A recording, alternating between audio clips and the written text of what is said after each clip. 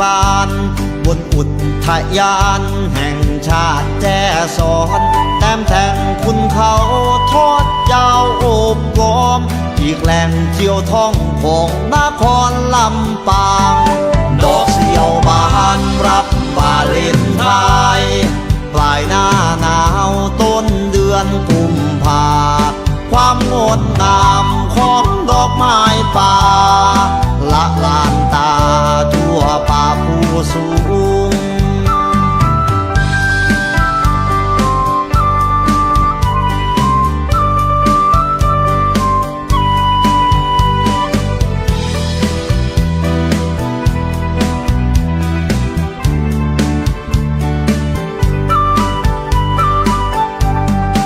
ิ่นหอมหวนชวนให้หลงไหล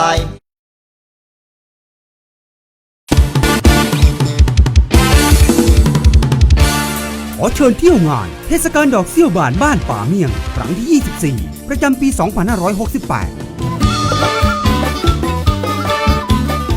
สุดยอดเทศกาลบนขุนเขารายล้อมด้วยดอกเสี้ยวบ้านสะพรั่งบนผืนดอยสุดชิลท่ามกลางบรรยากาศอันแสนสบายณชุมชนบ้านป่าเมี่ยงวิถีบ้านป่าเมี่ยงหน้ายนต์ชุมชนท่องเที่ยวไร่ชาจิบกาแฟริมทานฟังเสียงนกขับขานณลานดอกเสี้ยวชมการแสดงพื้นบ้านชิมอาหารเลิศรสพื้นถิ่นช็อปสินค้าพื้นเมืองโอท็อปเที่ยวเพลินถนนคนเดินบ้านป่าเมี่ยงพบกัน 28 กุมภาพันธ์ถึง 2 มีนาคมนี้ที่บ้านป่าเมี่ยงหมู่ 7 ตำบลแจ้ซ้อนอำเภอเมืองป่านจังหวัดลำปางเทศกาลงานดอกเสี้ยวบานที่เมืองป่านนาบ้านป่าเมี่ยงธรรมชาติสร้างสรรค์ร้อยเรียงบ้านป่าเมี่ยงมีดอกเสี้ยวบาน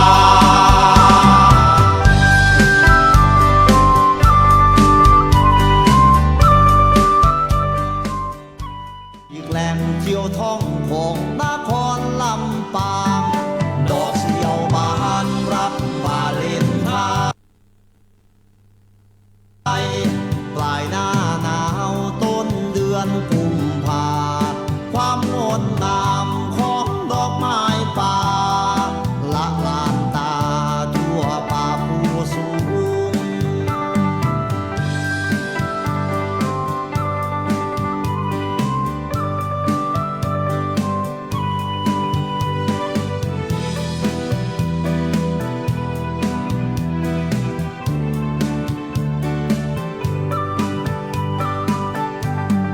กลิ่นหอมหวนชวนให้หลงไหลแดดยามสายลูกไหลไปมาบ้านสะพรั่งทั่วลานพื้นป่าลมพัดพาดอกเสี้ยวเอ็นไหวทางคนเที่ยวไปตามร่มเขากรีบสีขาวแต้มสีชมพูสองข้างทางหน้าชมหน้าดูเรียงรายอยู่ระหว่างทางเดิน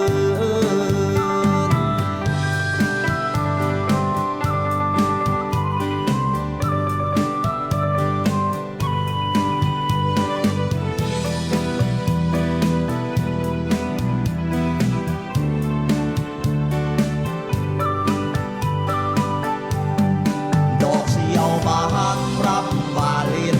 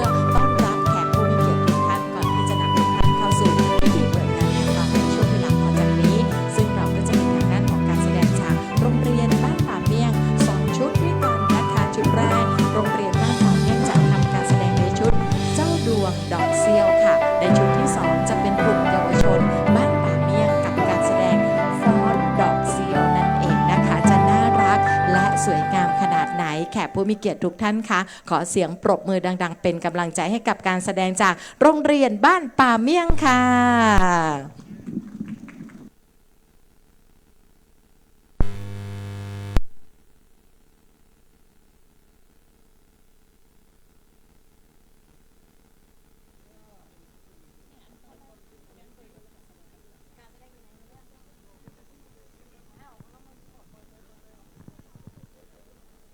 ในส่วนของการแสดงของเรานะคะต้องบอกว่าวันนี้น้องๆได้เตรียมพร้อมนะคะสำหรับในส่วนของการแสดงชุดพิเศษในวันนี้เพื่อต้อนรับสำหรับแขกผู้มีเกียรติทุกๆท่านนะคะแต่ว่าต้องบอกว่าวันนี้น้องๆตั้งใจมากๆที่จะทำการแสดงที่จะทำให้ทุกท่านนะคะได้สัมผัสถึงความอบอุ่นนะคะแล้วก็สัมผัสถึงความสุขที่ได้มาเยือนที่นี่และรวมไปถึงชุมชนที่นี่ชาวบ้านของเราที่นี่ก็ยินดีมากๆที่จะให้การต้อนรับสำหรับในส่วนของนักท่องเที่ยวนะคะท่านบริหารทุกท่านด้วยซึ่งในลำดับต่อจากนี้นะคะดิฉันจะขออนุญาตที่จะได้ทางให้ของทางด้านของเจ้าของพื้นที่ของเรานะคะซึ่งวันนี้ได้รับเกียรติเป็นอย่างสูงจากท่านนายอำเภอเมืองปานนะคะที่จะได้ให้เกียรติมากล่าวต้อนรับสำหรับแขกผู้มีเกียรติทุกท่านนะคะเพื่อที่จะได้ต้อนรับทุกท่านสู่ชุมชนที่เต็มไปด้วยความสุขชุมชนที่อบอุ่นมากๆในวันนี้นะคะแขกผู้มีเกียรติทุกท่านค่ะขอเสียงปรบมือต้อนรับท่านนายอำเภอเมืองปานนะคะท่านนายอำเภออนันต์สนอสารพร้อมกับผู้นำท้องที่ทุกท่านด้วยนะคะขอเสียงปรบมือต้อนรับท่านด้วยค่ะเรียนเชิญค่ะ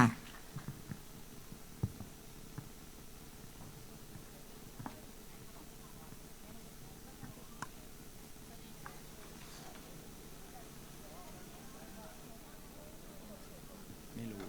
ไม่ต้องสน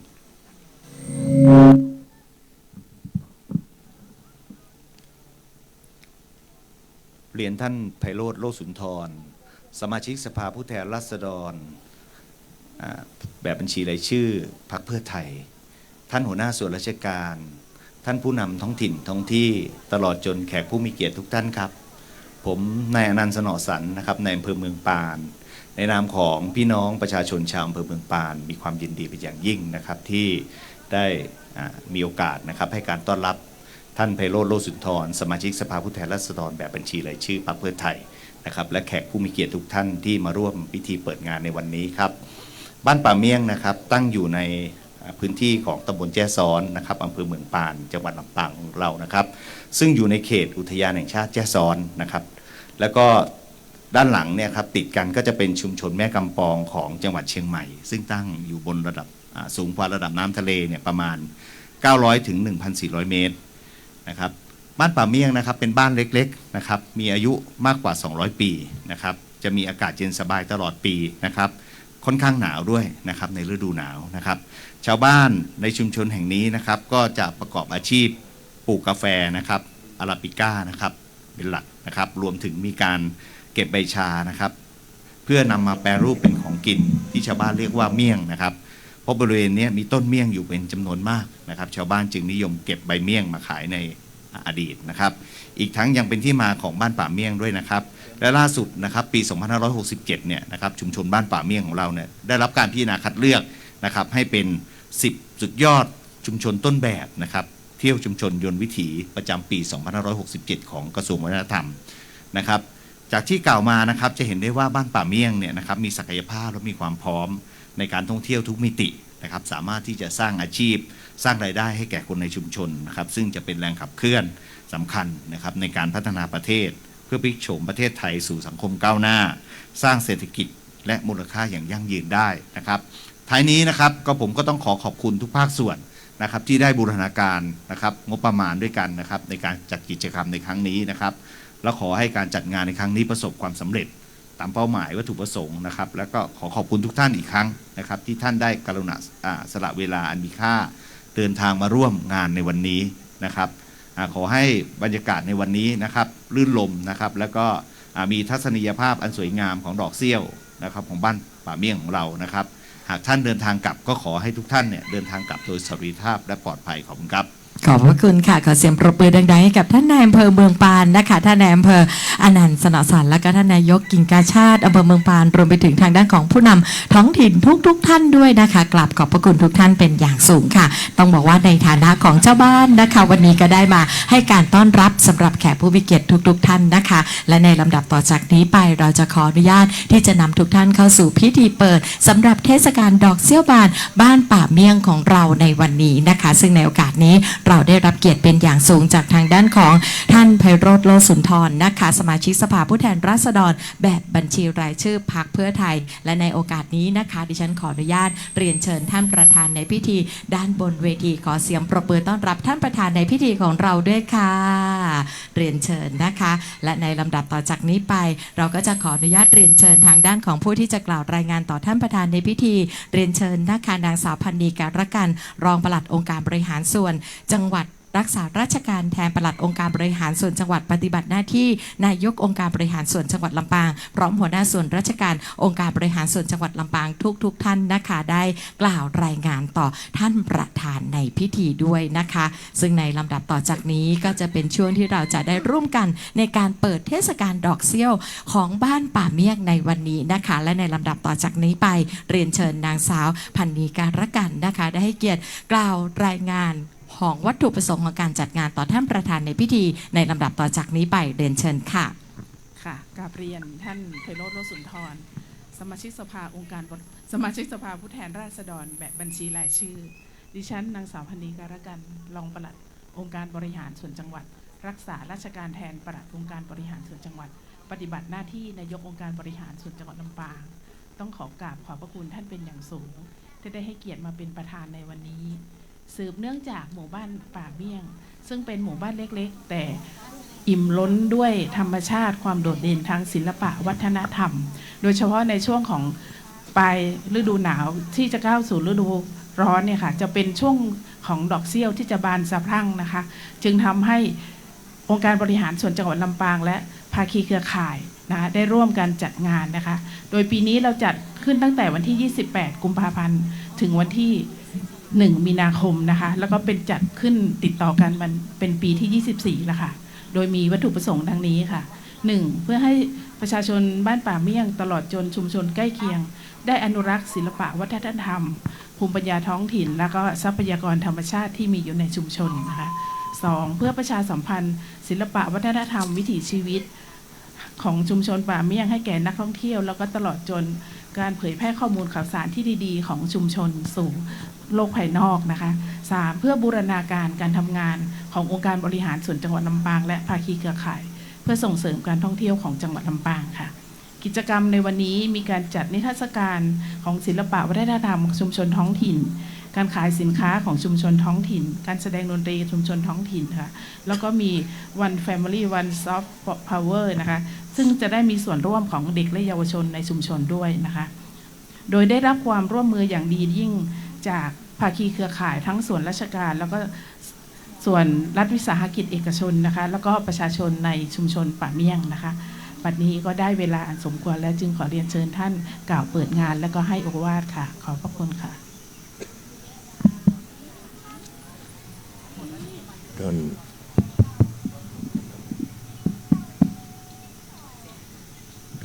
กนกวรรณสุขมาวัฒนธรรมจังหวัดลำปางท่านกิษวัฒน์ไพศาลสมาชิกสภาองค์การบริหารส่วนจังหวัดลำปางเขตอำเภอเมืองปานท่านอนันต์สนอสันในอำเภอเมืองปานท่านพันนีกาลกันรองปลัดองค์การบริหารส่วนจังหวัดลำปางรักษาการปลัดองค์การบริหารส่วนจังหวัดลำปางปฏิบัติหน้าที่นายกองค์การบริหารส่วนจังหวัดลำปางท่านเทวันจันทร์พรหมหัวหน้าอุทยานแห่งชาติแจ้ซ่อนท่านพันตำรวจโทดวงดาวอุดรกันหาเวียงหัวหน้าสถานี ตำรวจภูธรแก่ซ่อนท่านนฤพันธ์คืนจันทร์หัวหน้าสถานีควบคุมไฟป่าแก่ซ่อนท่านกำนันสุทธิพลตะเวทีกำนันตำบลแก่ซ่อนท่านศรีวันเกตดีรองนายกองค์การมหาส่วนตำบลแก่ซ่อนท่านหัวหน้าส่วนราชการท่านกำนันท่านผู้ใหญ่บ้านตลอดจนท่านพ่อแม่พี่น้องที่เคารพรักทุกท่านครับก็วันนี้ก็เป็นวันหนึ่งซึ่งทางองค์การมหาส่วนจังหวัดได้จัดงานดอกเจียวบานขึ้นมาครั้งหนึ่งโดยร่วมกันกับอุทยานแก่ซ่อนและส่วนราชการของอำเภอเมืองปานตลอดจนท่านพ่อแม่พี่น้องได้มาร่วมกันจัดงานวันดอกเจียวบานครั้งหนึ่งผมก็ต้องขอบใจทุกฝ่ายนะครับที่ได้หันถึงความสำคัญของการจัดงานดอกเจียวบานผมมางานนี่เอาว่าตั้งแต่ว่าบ่มีไผมาเลยคนที่มาในงานนี่พ่อแม่พี่น้องครับฮู้ก็ว่าไผข้าราชการองค์การมหารัฐดึงนั่นบ่มีคนอื่นเลยมาจนถึงเดียวเป็นระยะเวลาหลายปีคนเริ่มฮู้หนักขึ้นโดยเฮามีการประชาสัมพันธ์หนักขึ้นคนก็เริ่มมาหนักขึ้นอันนี้มันเป็นส่วนหนึ่งที่หมู่เฮามีความตั้งใจกันอย่างแต่เพื่อที่จะให้งานนี้มีคุณค่าเป็นประโยชน์กับคนลำปางโดยเฉพาะเรื่องการท่องเที่ยวตอนนี้เฮาก็พยายามเฮาก็พูดง่ายว่าเอาว่าตั้งแต่ยังมีไผมาเลยอ่ะมีกับหมู่เฮามาทั้งนั้นแต่ประเดี๋ยวคนเริ่มฮู้แล้วว่างานดอกเจียวบานนั่นเป็นจะใดแล้วก็พื้นที่ที่นี่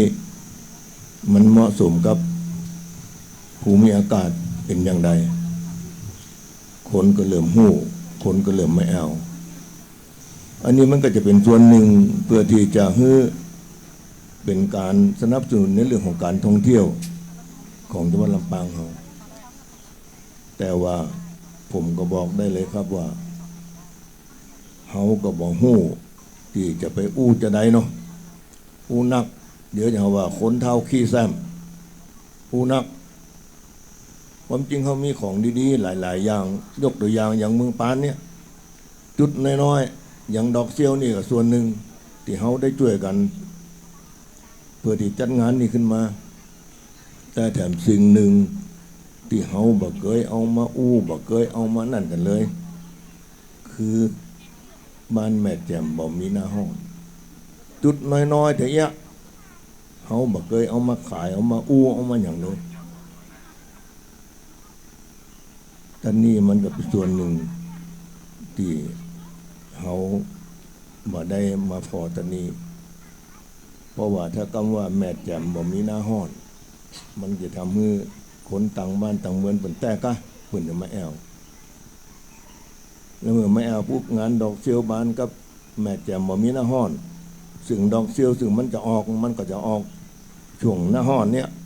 จากตั้งแต่เดือนกุมภาไปถึงเดือนมีนาเมษาอย่างเนี้ยมันก็เริ่มออกตั้งแต่หน้าห้อนแล้วเมื่อเขามาแอวแม่แจ่มมันบ่มีหน้าห้อนมันเย็นสบายตลอดอันนี้มันจะเป็นส่วนหนึ่ง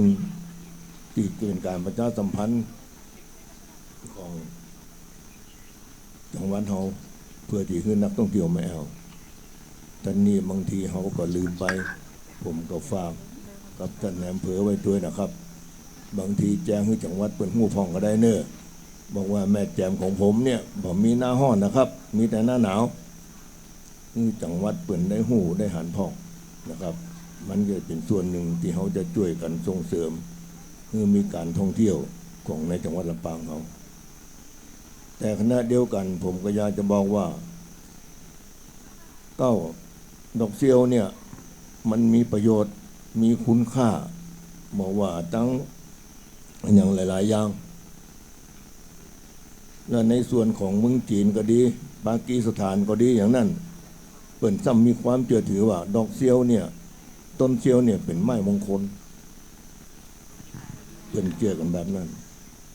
เพราะว่าถ้าเขาปลูกดีอยู่ดีเลี้ยงดีอย่างดีมีดอกมีใบดีก็จะทำให้ครอบครัวนั่นอยู่แบบมีสุขสบายนั่นเป็นความเชื่อถือของประเทศจีนกับหมู่ปากีสถานส่วนบ้านเฮาก็มีบางพื้นที่ที่มีความเชื่อถืออย่างนั้นซึ่งเป็นไม้มงคลแต่ขณะเดียวกันถึงเก้าถึงใบถึงหากถึงอย่างนั้นเป็นประโยชน์ทั้งนั้นอย่างที่ผมเคยอู้ไปแล้วหลายปีก่อนบอกว่าหากบอกว่าเปลือกบอกว่าดอกบอกว่าใบเป็นประโยชน์ต่อสุขภาพทั้งนั้นโดยเฉพาะเสริมสร้างโปรตีนไขมันวิตามินซีโดยเฉพาะถาดเล็กกับสุขภาพของเรานั่นคือคุณประโยชน์ของเก้าดอกเซียวหรือดอกเซียวอันนี้ผมก็อยากจะบอกกับเขาว่าเขาช่วยกันเอาไปวิเคราะห์วิจัยมาเพื่อเพิ่มเติมคือกับเจ้าบ้านได้รับรู้เพื่อที่เขารักษาสิ่งเหล่านี้ไว้เป็นคุณประโยชน์ต่อท้องถิ่นและเพื่อเป็นการท่องเที่ยวของจังหวัดลำปางเราสุดท้ายผมต้องขอบเจ้าทุกฝ่ายนะครับที่ได้หันถึงความสำคัญของงานน้อยๆซึ่งงานดอกเซียวบานซึ่งเขาได้ช่วยกันบุกปั้นมาตลอดระยะเวลาหลายปีจนทำให้วันนี้เขาประสบความสำเร็จมาพอสมควรนั่นคือมีคนไม่แอวหนักขึ้นผมก็ต้องขอบใจทุกฝ่ายที่ช่วยกันสนับสนุนและเป็นกำลังใจให้กับองค์การบริหารส่วนจังหวัดและสุดท้ายก็ต้องขอบใจองค์การบริหารส่วนจังหวัดเป็นพิเศษที่ได้หันถึงความสำคัญของงานดอกเซียวบานจัดมากู้ปีเป็นเวลาหลายปีผมต้องขอบใจไว้ในโอกาสนี้ตัวณบัดนี้คงได้เวลาพอสมควรแล้วผมขอเปิดงานเทศกาลดอกเซียวบานบ้านป่าเมียงณบัดนี้ครับ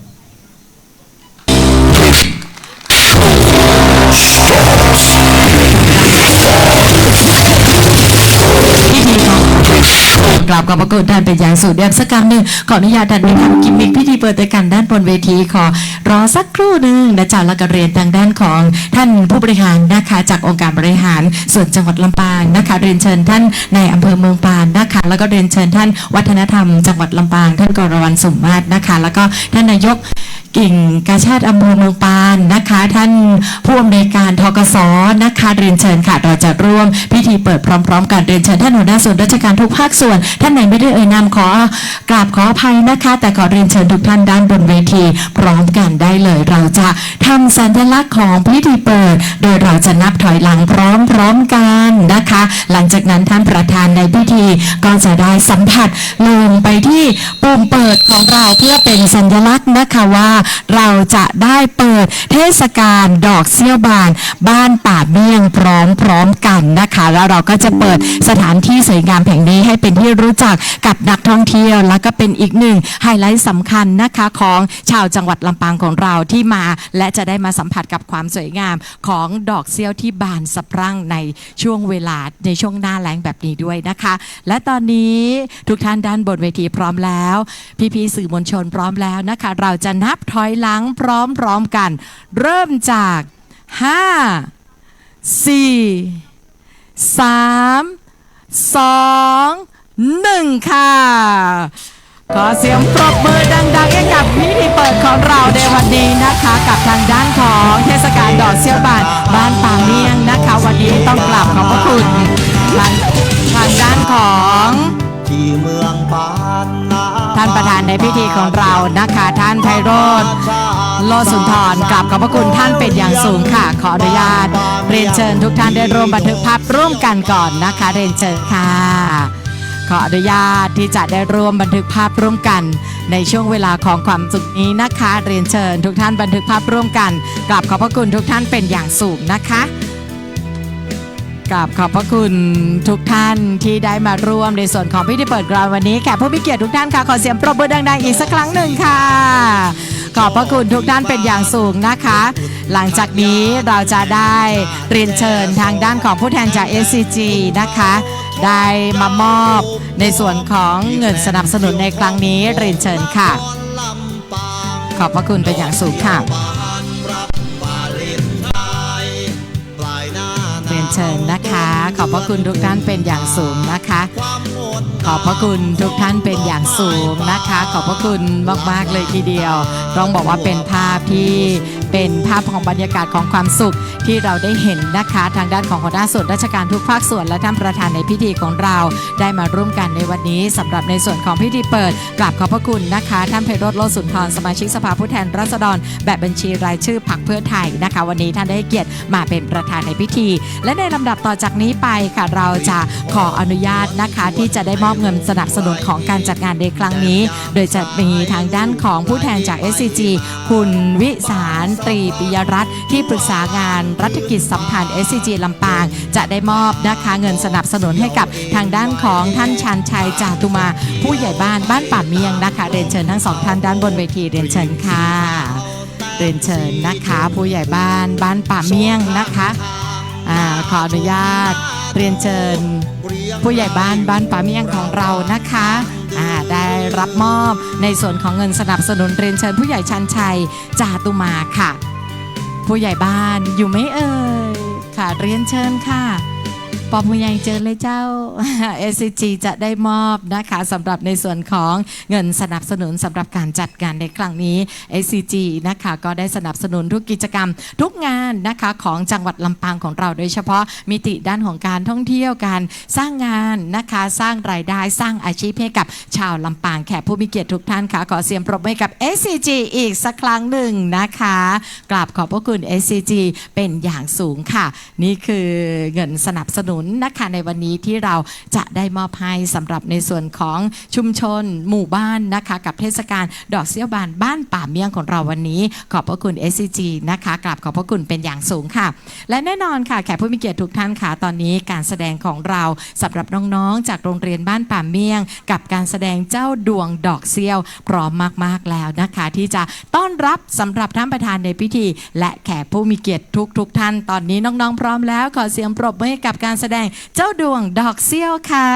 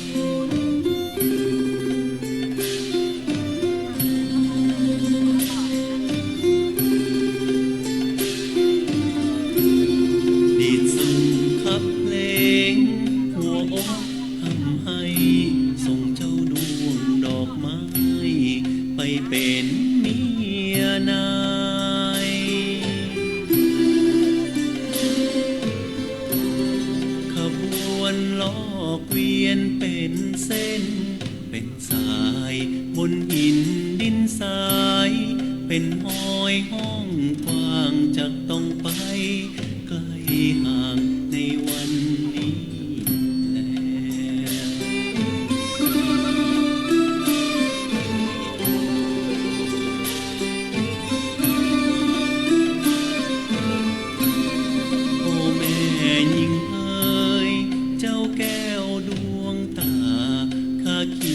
ปัญญาข้ามันต่ำต้อย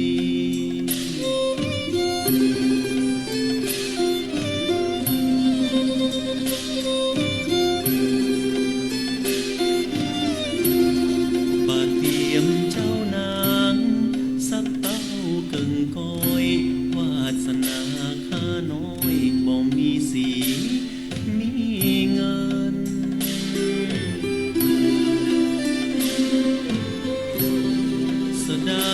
เสียงซึ้งข้าเจ้าสรรเสริญหูม่วนใจเพลินบ่ดีห้ำให้จะเป็นลมเป็นไข้ฟังคำไว้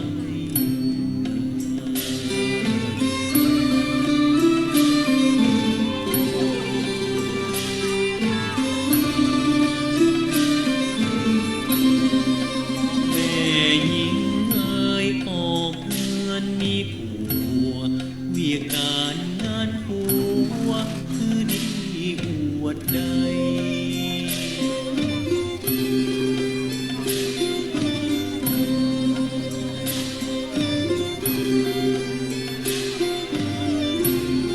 ที่หาเก็บหอมทอมตัวนอกไว้ผู้จะกินจักใจหักษาเงินหอม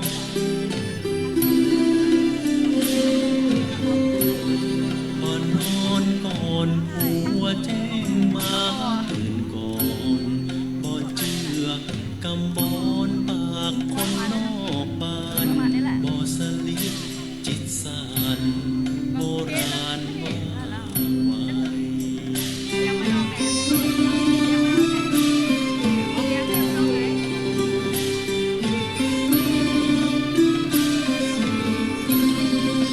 เด่นดวงเดือนแจ่มจ้าเวหุ่นสายลมบน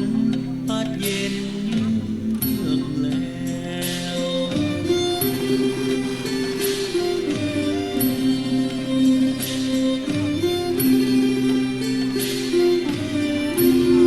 หอมดอกพยอมเจ้าดวงดอกแก้ว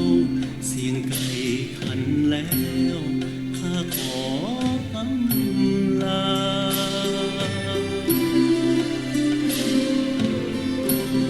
อยู่บุญกำจุนอยู่บุญรักษาลืมสีคำมาขี้ข้าต่ำไปจะยินดีทำให้คนเดียวแล้ว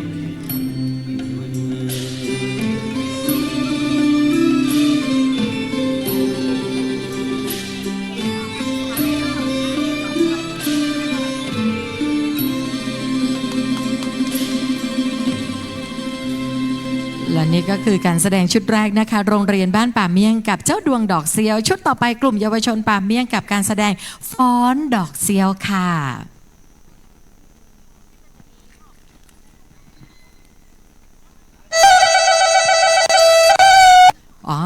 วันนี้ท่านประธานของเรานะคะใจดีมอบของ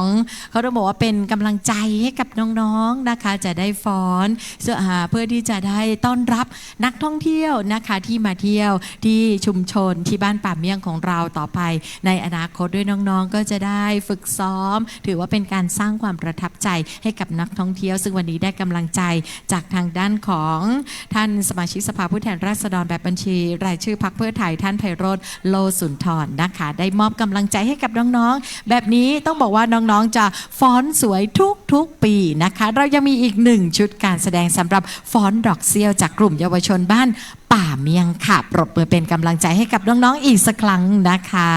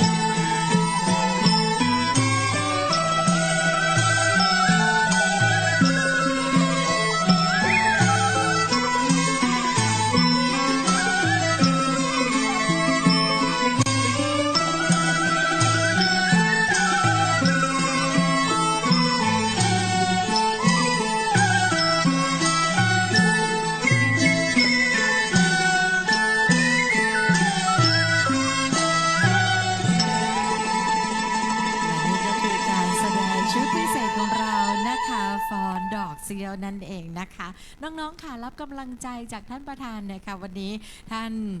ประธานในพิธีของเรานะคะท่านไพโรจน์ โลสุนทรก็จะได้ส่งกำลังใจให้กับน้องๆและแขกผู้มีเกียรติทุกท่านค่ะในลำดับต่อไปจะขออนุญาตทุกท่านได้ร่วมพิธีเปิดงานตลาดวัฒนธรรมยนต์วิถีชุมชนป่าเบี้ยงภายใต้โครงการส่งเสริมสนับสนุนการอนุรักษ์ฟื้นฟูขนบธรรมเนียมประเพณีท้องถิ่นโดยสำนักงานวัฒนธรรมจังหวัดลำปางขออนุญาตเรียนเชิญท่านประธานในพิธีและแขกผู้มีเกียรติทุกท่านนะคะเราจะขออนุญาตมูฟสักนิดหนึ่งนะคะท่านในอำเภอเมืองปานนะคะเราจะเรียนเชิญทุกท่านบริเวณด้านตลาดวัฒนธรรมยนต์วิถีชุมชนป่าเบี้ยงของเราด้วยซึ่งตรงนี้นะคะจัดโดยสำนักงานวัฒนธรรมจังหวัดลำปางโดยท่านวัฒนธรรมจังหวัดลำปางท่านกรวรรณสุมมาศนะคะซึ่งในช่วงเวลาต่อจากนี้เราก็จะมีในส่วนของการแสดงชุดพิเศษที่จะฟ้อนต้อนรับสำหรับงานนี้เช่นเดียวกันตอนนี้การแสดงของเราพร้อมแล้วการแสดงของเราจะได้นำทุกท่านเข้าสู่ค่ะในตอนนี้การแสดงของเราพร้อมหรือยังเอ่ยจะได้ต้อนรับท่านประธานในพิธีนะคะสำหรับในส่วนของชุดการแสดงชุดนี้ตอนนี้นะคะต้องบอกว่าเรามาครั้งหนึ่งได้ถึง2งานนะคะได้อีก1งานนั่นก็คืองานตลาดวัฒนธรรมยนต์วิถีชุมชนป่าเมี่ยงภายใต้โครงการส่งเสริมสนับสนุนการอนุรักษ์ฟื้นฟูขนบธรรมเนียมประเพณีท้องถิ่นโดยสำนักงานวัฒนธรรมจังหวัดลำปางนั่นเองนะคะซึ่งต้องบอกว่าในวันนี้เราจะได้เรียนเชิญทางด้านของแขกผู้มีเกียรติแล้วก็ท่านประธานในพิธีของเรานะคะรวมไปถึงทางด้านของท่านวัฒนธรรมนะคะก็จะได้ร่วมกันในการเปิดตลาดวัฒนธรรมยนต์ชุมชนเป็นวิถีชุมชนป่าเมี่ยงของเราในวันนี้นะคะและในลำดับต่อจากนี้ไปเราก็จะได้นำทุกท่านเข้าสู่พิธีเปิดจะได้เรียนเชิญท่านวัฒนธรรมนะคะจังหวัดลำปางท่านกรวรรณสุมมาศได้กล่าวรายงานต่อท่านประธานพิธีเรียนเชิญ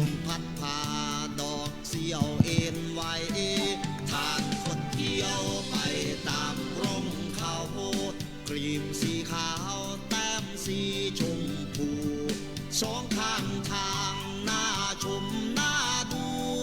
เรียงรายอยู่ระหว่างทางเดิน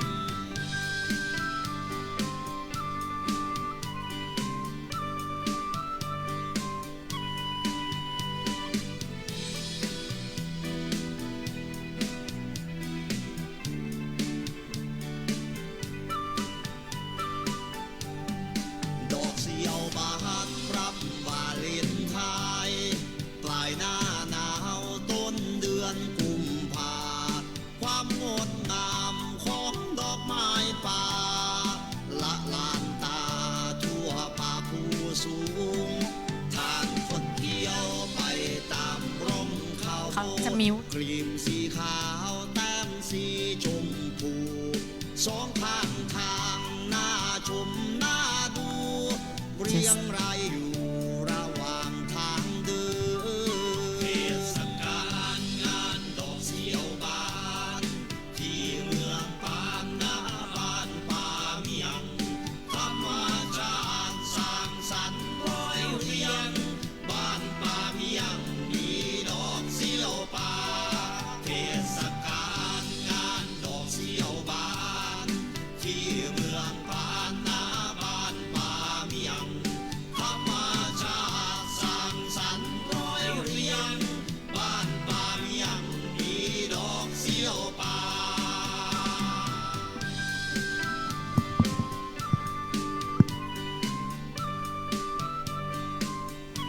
เทสค่ะเทสค่ะ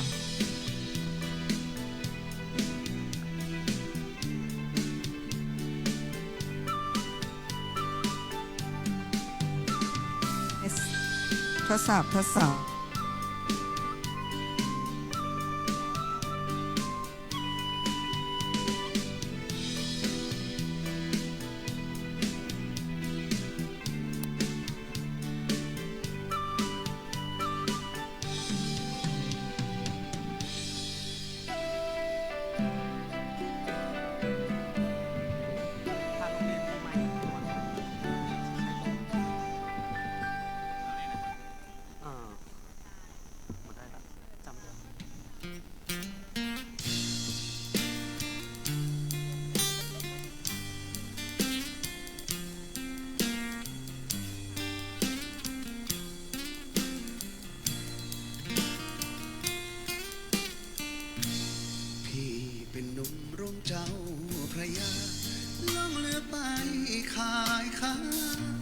เดินทางมาหลายร้อ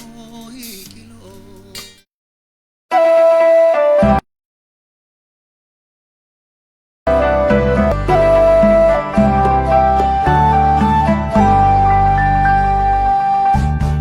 เท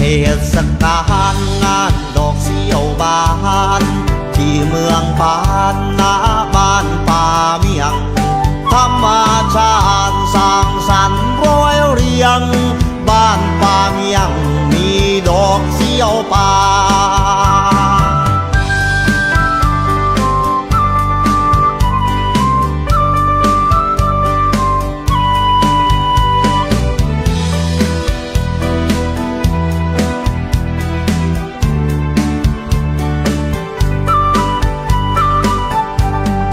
ดอกสีขาวชูช่อพริบานบนอุทยานแห่งชาติแจ้ซ้อนแต้มแทงคุณเขาทอดยาวโอบล้อมอีกแหล่งเที่ยวท่องของนครลำปาง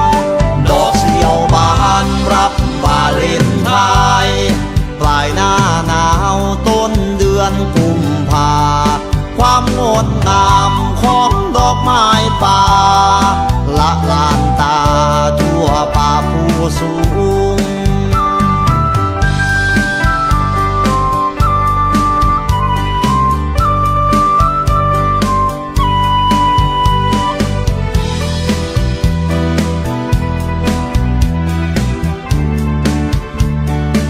โซนอำเภอเมืองลำปางตลอดจนสำนักงานการท่องเที่ยวแห่งประเทศไทยสำนักงานลำปาง แล้วก็พี่น้องเครือข่ายทุกภาคส่วนนะเจ้าบัดนี้ได้เวลาอันสมควรแล้วนะเจ้าข้าเจ้าขอเรียนเชิญท่านไพโรจน์ โลสินทรสมาชิกสภาผู้แทนราษฎรจังหวัดลำปางแบบบัญชีรายชื่อได้ให้เกียรติการเปิดงานในลำดับต่อไปขอเรียนเชิญ แด เจ้า ดยามสายลูกไหลไปมาบ้านสะพรั่งทั่วลานพื้นป่าลมพัดพาดอกเสียวเอ็นไหวทางคนเที่ยวไปตามร่องเขาครีมสีขาวแต้มสีชมพูสองข้างทางหน้าชมหน้าดูเรียงรายอยู่ระหว่างทางเดิน จังหวัดราชการปลัดองค์การงานส่วนจังหวัดปฏิบัติหน้าที่นายกองค์การบริหารส่วนจังหวัดลำปางทำนั้นนอกจากในอำเภอเมืองปาง ดอกเสียวบานรับวาเลนไทน์ปลายหน้าหนาวต้นเดือนกุมภาความงดงามของดอกไม้ป่าละลานตาทั่วป่าผู้สูงทางคนเที่ยวไปตามร่องเขาครีมสีขาวแต้มสีชมพูสองข้างทางหน้าชมหน้าดูเรียงรายอยู่ระหว่างทางเดินเทศกาลงานดอกเสียวบาน ผู้ใหญ่บ้าน ที่ ตลอดจ เมื น อง ท่าน ปา เจ้าน หน้า นา ที่ บ้าน เคารพ ป่า รักทุก เมีย ท่าน งธรรมชาติสร้างสรรค์ร้อยเรียงบ้านป่าเมียงมีดอกเสียวบาน เข้ามาช่วยกันส่งเสริมการท่องเที่ยว โดยเฉพาะจังหวัดทำจังหวัดก็ได้ฮื้อรางวัล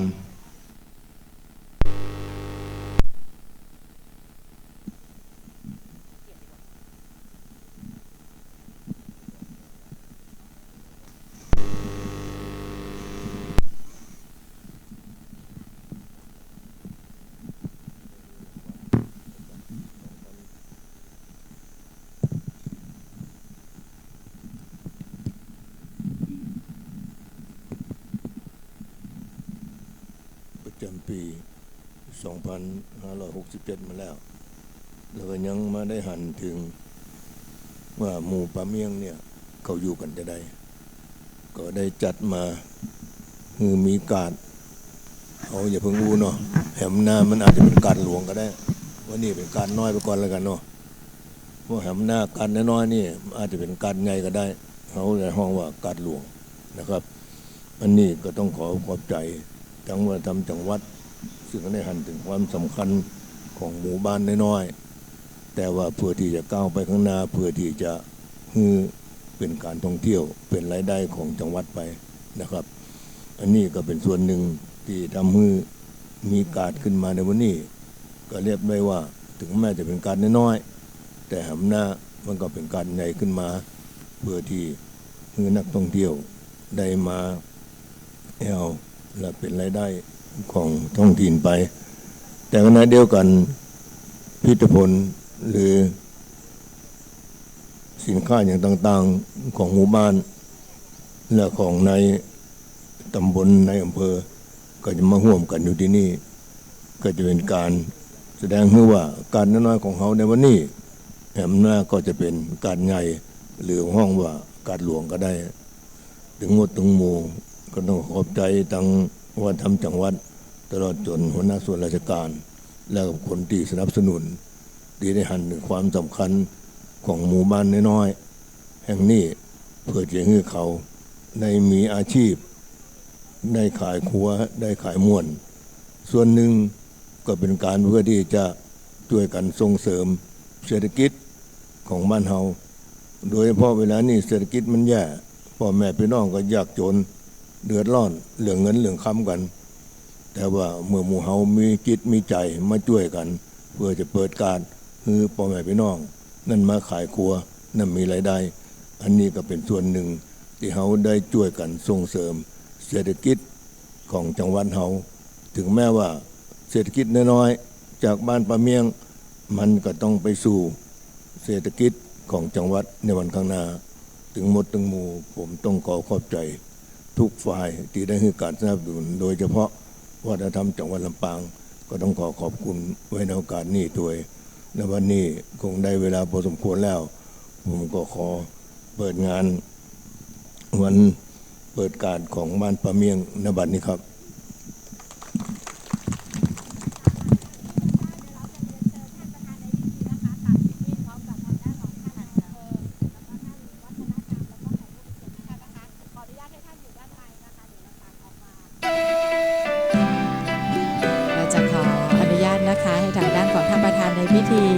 แล้วก็รวมไปถึงท่านนายอำเภอนะคะ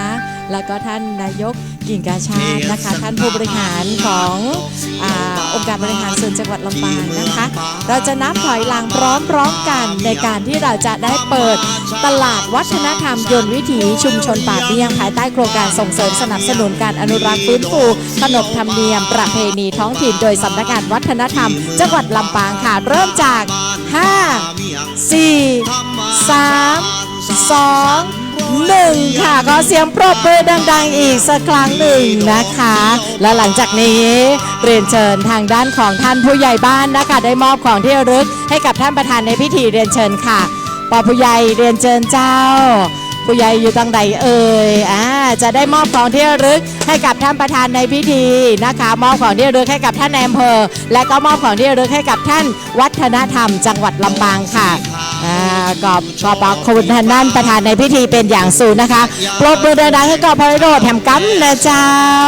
กราบขอบพระคุณค่ะและหลังจากนั้นท่านจะได้มอบให้กับท่านนายอำเภอเมืองปานนะคะผู้ใหญ่จะได้มอบให้กับท่านนายอำเภอเมืองปานเป็นลำดับต่อไปนะคะและผู้ใหญ่ก็จะได้มอบให้กับท่านวัฒนธรรมจังหวัดลำปางท่านกรวันสุ่มมาศค่ะขอบพระคุณค่ะเรียนเชิญผู้ใหญ่นะคะมอบให้กับท่านวัฒนธรรมหลังจากนั้นเดี๋ยวเรียนเชิญทุกท่านบันทึกภาพร่วมกันนะคะด้านหน้านะคะเรียนเชิญนะคะกราบขอบพระคุณท่านวัฒนธรรมจังหวัดลำปางท่านกรวันสุ่มมาศกับการเปิดตลาดวัฒนธรรมยนต์วิถีชุมชนป่าเมี่ยงในวันนี้และลำดับต่อไปเรียนเชิญทุกท่านบันทึกภาพร่วมกันด้านหน้าได้เลยนะคะเรียนเชิญค่ะเรียนเชิญนะคะขออนุญาตปอบให้โหลดขยับตั้งหน้าน้อยนะเจ้าเราจะได้ถ่ายรูปร่วมกันนะคะเรียนเชิญเจ้าขออนุญาตที่จะพื้นที่ขออนุญาตนะคะได้เลยเจ้าเดี๋ยวเขาเดินหน้าสักก้าวบ่เจ้าขอบคุณเจ้าเราจะได้ยืนข้างๆได้แหบน้อยนะคะขอบพระคุณเจ้าวันนี้ภาพสวยงามมากกับผ้าสีย่อมคลั่งสีที่เป็นอัตลักษณ์งดงามใส่งานอย่างกระงามนะเจ้าเจอเลยค่ะ พี่ๆสื่อมวลชนวันนี้มากันหน้ากันหลายรวมประชาสัมพันธ์อันนี้ถือว่ามา1 ตีได้ถึง2 งานบอกว่าจะเป็นทางด้านของงานดอกเซี่ยวและก็ตลาดวัฒนธรรมยนต์วิถีชุมชนป่าเมียงของเขาตัวกลับขอบพระคุณท่านประธานในพิธีเป็นอย่างสูงท่านนายอำเภอและท่านวัฒนธรรมขอบพระคุณค่ะขอบพระคุณนะเจ้ารวมไปถึงองค์การบริหารส่วนจังหวัดลำปางของเขาตัวหลังจากนี้ทุกท่านเยี่ยมชมตลาดได้เลยนะคะปลอดภัยโหลดถ้าแบบฟังเยี่ยมชมตลาดได้เลยนะเจ้าเป็นกำลังใจกับปอก้าแมก้าเนาะนะเจ้าเรียนเชิญเจ้าทุกท่านสามารถที่จะเยี่ยมชมนะเจ้าตลาดของเขาได้สำหรับตลาดวัฒนธรรมยนต์วิถีชุมชนป่าเมียง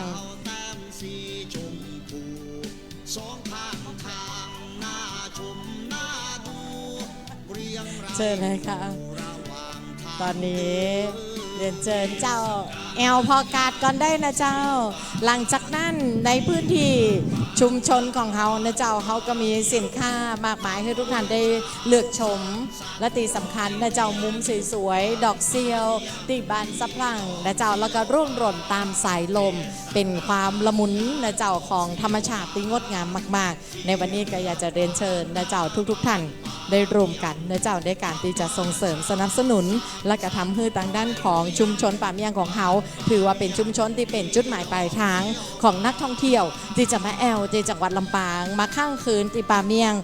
นักท่องเที่ยวมาข้างคืนพี่น้องในพื้นที่ก็จะมีรายได้นั่นหมายถึงนะเจ้าการที่จะสร้างงานสร้างเงินสร้างอาชีพนะเจ้าให้กับนักท่องเที่ยวและที่สำคัญนะเจ้ามุมสวยๆต่างๆใครที่ชื่นชอบแล้วก็หลงรักธรรมชาติที่นี่ถือว่าตอบโจทย์ขนาดวิถีชีวิตนะเจ้าของชุมชนที่งดงามสำหรับในส่วนของกิจกรรมดีๆของเขาในวันนี้บอกว่าจะเป็นทางด้านของเทศกาลดอกเซี่ยวบาน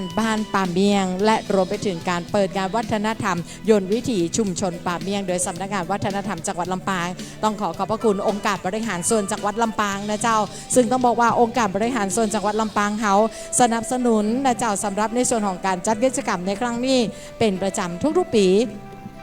ซึ่งวันนี้ก็ได้รับเกียรติจากทางด้านของคุณพันนีการกันรองปลัดองค์การบริหารส่วนจังหวัด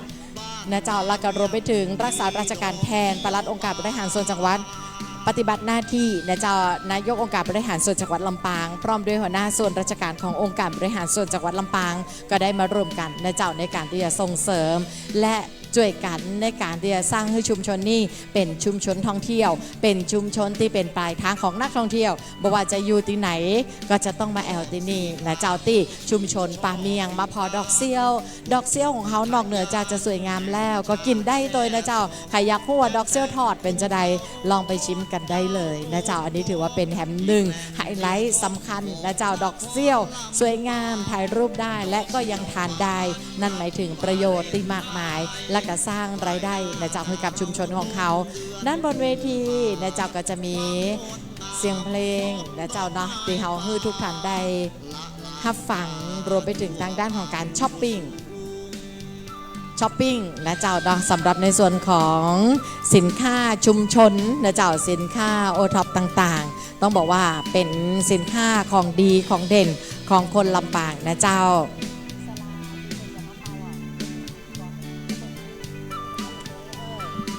ตอนนี้นะเจ้าเป็นบรรยากาศสำหรับในส่วนของการที่เขาจะได้ช่วยกันในการอุดมชุมชนซึ่งต้องบอกว่าปอไพโลดของเขานะเจ้าบอกว่าจะทุกปีเนาะปอไพโลดก็ได้มารวมนะเจ้ามาส่งเสริมมาสนับสนุนมาให้กำลังใจสำหรับในส่วนของชุมชนของเขาเป็นประจำทุกปีนะเจ้ากิจกรรมดีๆแบบนี้ต้องบอกว่าเป็นแหมหนึ่งความสวยงามนะเจ้าสำหรับในส่วนของชุมชนนะเจ้าตีเติบโตอย่างยั่งยืนอยู่กับธรรมชาติและสามารถที่จะดึงดูดนักท่องเที่ยวได้มาแอลในพื้นที่ของตัวเขาได้นี่ถือว่าเป็นความเข้มแข็งของผู้นำท้องถิ่นผู้นำท้องที่และพี่น้องประชาชนรวมไปถึงองค์การบริหารส่วนจังหวัดลำปางเจ้าได้ส่งเสริมสนับสนุนสำหรับกิจกรรมดีๆในครั้งนี้ตัวนะเจ้าต้องบอกว่ากิจกรรมชุมชนของเขาในวันนี้ไผ่ที่ยังบะมีผ้าสีย่อมครั่งนะเจ้าผ้าถุงสวยๆกระโปรงสวยๆก็สามารถนะเจ้านาตีจะได้เลือกชมเลือกสรร เลือกซื้อก็ถือว่าเป็นทางด้านของความสวยงามนะเจ้าของชุมชนเฮาในวันนี้ สองข้างทางน่าชมน่าดูเรียงรายอยู่ระหว่างทางเดินเทศกาลงานดอกเสียวบานที่เมืองปานนาบ้านป่าเมียงธรรมชาติสร้างสรรค์ร้อยเรียงบ้านป่าเมียงมีดอกเสียวบานเทศกาลงานดอกเสียวบานที่เมืองปานนาบ้านป่าเมียงธรรมชาติสร้างสรรค์ร้อยเรียงบ้านป่าเมียงมีดอกเสียวบาน ตอนนี้นะเจ้าปอไพโรดก็ได้เยี่ยมชมนะแล้วก็ให้กำลังใจร้านค้าในแต่ละการนะเจ้าในแต่ละชุมชนก็ถือว่านะเจ้าเป็นการให้กำลังอกกำลังใจสำหรับทางด้านของพ่อก้าแม่ก้านะเจ้าเปิ่นมาขาย วันนี้เปิ่นก็จะได้กำลังใจดีๆนะเจ้าจากท่านประธานในพิธี ต้องบอกว่าท่านประธานของเขาเองนะเจ้าภารกิจในการตีจา ร่วมกิจกรรมต่างๆของจังหวัดลำปางของเขานักขนาดนะเจ้าแต่จะได้ปลอดภัยโหลดก็บ่ลืมพี่น้องปาเมียงนะเจ้า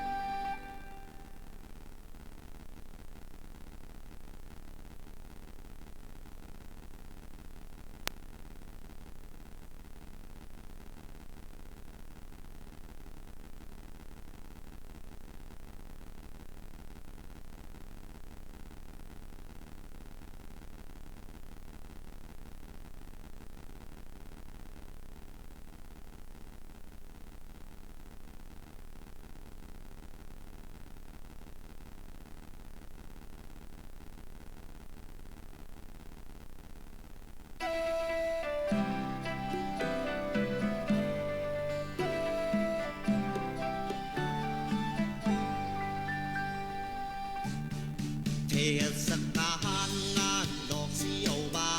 นที่เมืองปานนาบ้านป่าเมียงธรรมชาติสร้างสรรค์ร้อยเรียงบ้านป่าเมียงมีดอกเสียวบาน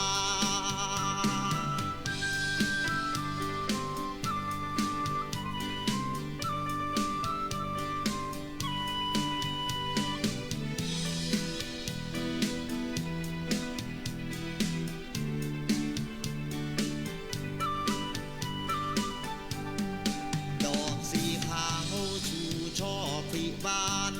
บนอุทยานแห่งชาติแจ้ซ้อนแต้มแทงคุณเขา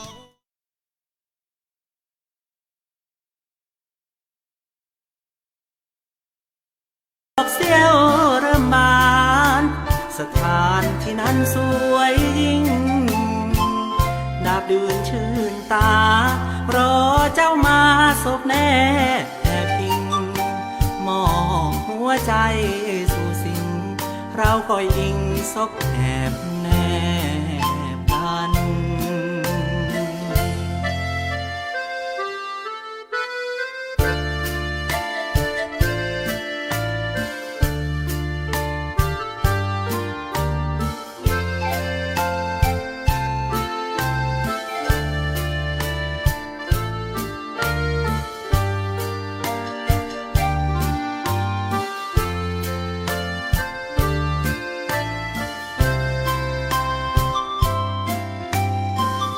ถึงแล้วปีหน้า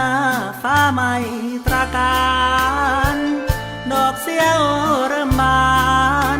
สถานที่นั้นสวยยิ่งดาบดื่นชื่นตารอเจ้ามาศพแน่แอบอิงมอบหัวใจสู่สิ่งเราคอยอิงศพแอบแนบกัน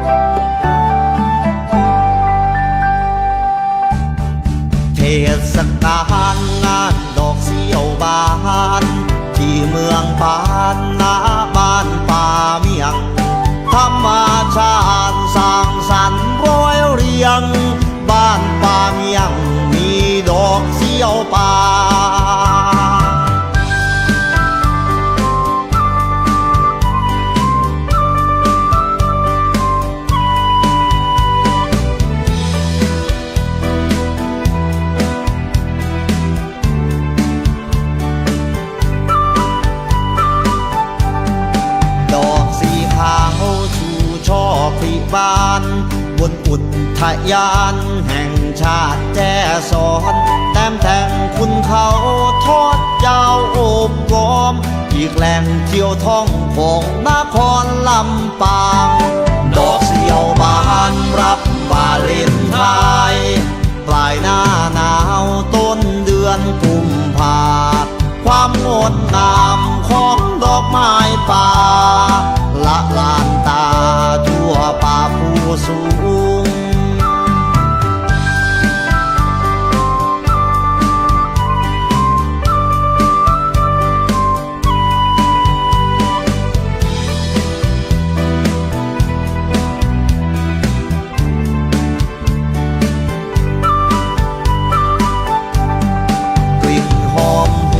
ชวนให้ลงไหลแดดยามสายลูกไหลไปมาบ้านสะพรั่งทั่วลานพื้นป่าลมพัดพาดอกเสียวเอ็นไว้ทานคนเที่ยวไปตามร่มเขากรีบสีขาวแต้มสีชมพูสองข้างทางน่าชมน่าดูเรียงรายอยู่ระหว่างทางเดิน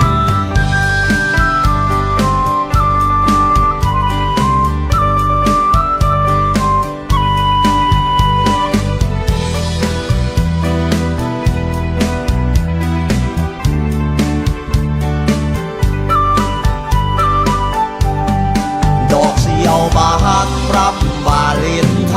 น์ปลายหน้าหนาวต้นเดือนกุมภาความงดงามของดอกไม้ป่าละลานตาทั่วป่าผู้สูง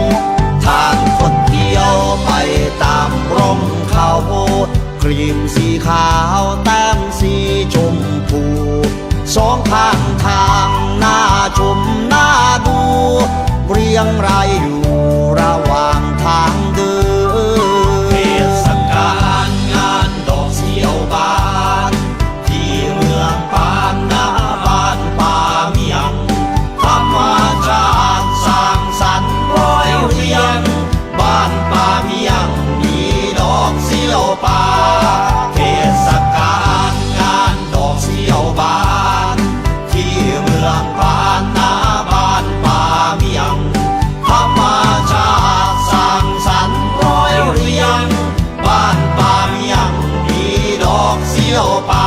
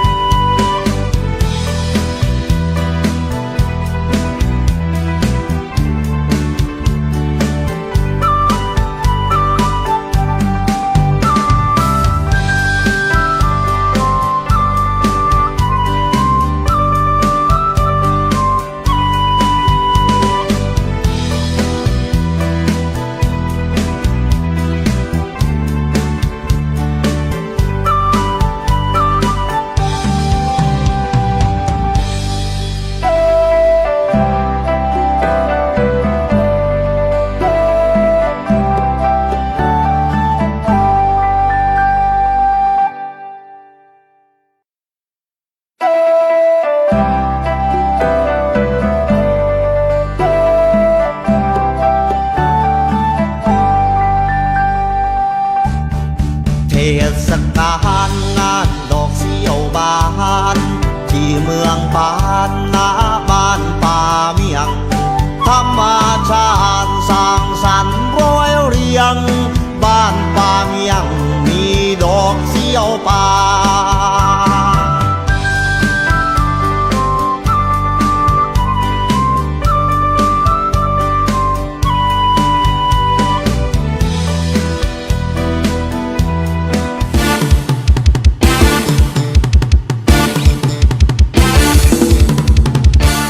ขอเชิญเที่ยวงานเทศกาลดอกเสี้ยวบานบ้านป่าเมียงครั้งที่ 24 ประจำปี 2568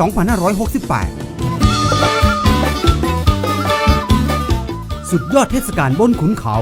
รายล้อมด้วยดอกเสี้ยวบ้านสะพรั่งบนผืนดอยสุดชิลท่ามกลางบรรยากาศอันแสนสบายณชุมชนบ้านป่าเมียงวิถีบ้านป่าเมียงหน้ายนชุมชนท่องเที่ยวไร่ชา จิบกาแฟริมทาน ฟังเสียงนกขับขานณลานดอกเสี้ยว ชมการแสดงพื้นบ้าน ชิมอาหารเลิศรสพื้นถิ่น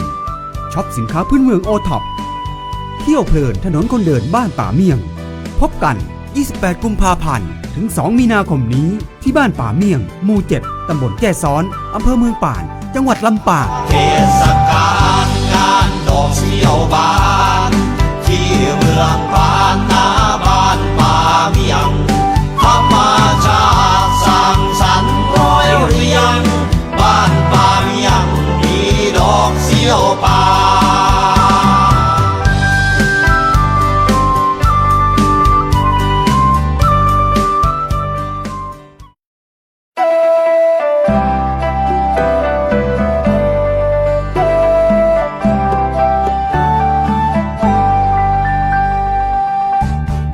เทศกาลงานดอกเสี้ยวบานที่เมืองปานนา